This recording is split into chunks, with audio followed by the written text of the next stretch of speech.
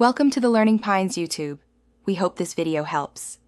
You begin by identifying your exact motherboard and BIOS firmware type, because the procedure depends on that detail.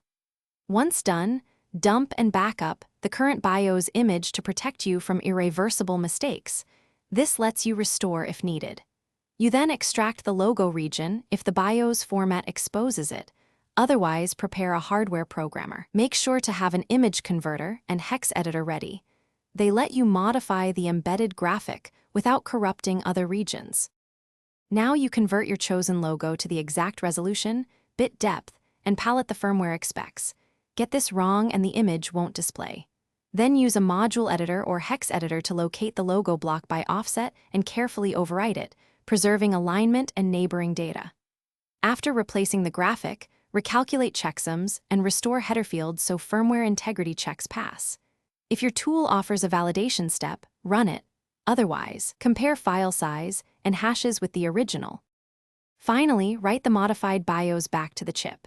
You can flash with the vendor's update utility if it accepts your repackaged file, but for lowest risk, use an external SBI programmer and socket clip so you can recover.